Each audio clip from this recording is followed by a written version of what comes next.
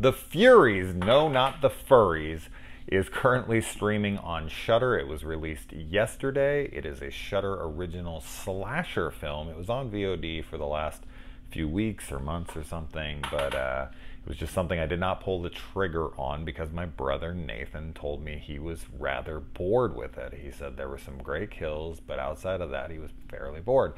And so I was a little hesitant, and then I was like, oh, I see that it's coming to Shudder on October 3rd, so screw it, I'll just wait for that. I have Shudder, awesome. This is a surviving the game Running Man type film. In fact, I would like to call this subgenre surviving the game. There's 8 women that are referred to as beauties, and there are 8 killers, and they are referred to as beasts. And the killers, man, some of the killers in this are awesome looking. There's a couple in particular that just have fantastic looks to them. Extremely intimidating, creepy, awesome stuff there. And there are a few really nasty, gory kills. One in particular for me, I was like, oh Jesus, this is fucking fantastic. So there are some good kills. It's a slasher flick. You need that. There's some pretty ladies, so there you go. But what I would say is I feel like, and I know that this kind of sounds like fishy in a way or sketchy or something that I'm saying this, but yes, slasher films rely on a few things. And one being some great kills and a cool looking villain and whatnot. And this movie has that, yes. But if you were to take out the kills, if these were off-screen kills, and there's only maybe 2 or 3 that are memorable and are actually good, this movie is just very standard fare. It's very like almost blah standard slasher stuff. It's a really cool spin on the surviving the game subgenre. I will say that. There's some good ideas going on. I'm not going to tell you what that twist is, but I was really impressed by that twist. It just feels hollow. And I know that I'm a slasher fan, trust me, but I really didn't like almost any of the characters all that much. The time in between when the kills were happening, the film just felt very uninspired. It was just, and it was, I feel like more so than anything, it was kind of a victim of its budget.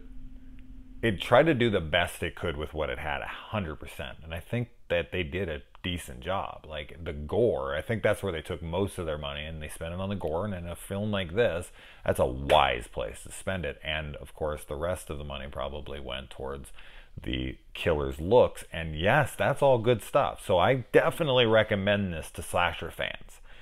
But I've seen people blowing it up, and I'm like, whoa, let's bring it down. I think it's a good slasher flick. So, but I guess the reason that I'm saying it the way that I am is because I've seen a few people being like, holy shit, this is my favorite film of the year, this and that, which is great. I'm not saying that you don't have that, you're not allowed to have that opinion. I just personally, as a slasher fanatic, as I am, I thought it was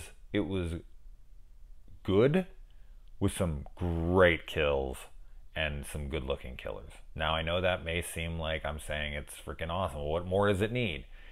You'll have to watch the movie to understand, and I definitely think you should. I just thought there was a lot of downtime in between. Didn't really not only care about the characters, because yes, we don't need to care about characters in slasher movies. I mean, I would personally prefer to care about them, but I just didn't really like them all that much. Like even just to watch, even to just root for to die, nothing like that. They tried to give 2 of the characters personality traits that were unique and kind of interesting, and both of them, maybe it was the acting, I don't know, but it wasn't really working for me. And then they tried to put this like technological spin as well on it, and I actually kind of rolled my eyes a little bit. I thought it was pretty silly, but I've watched tons of stuff like this, and I've seen this kind of stuff all the time. It's just, I don't feel like the film needed that.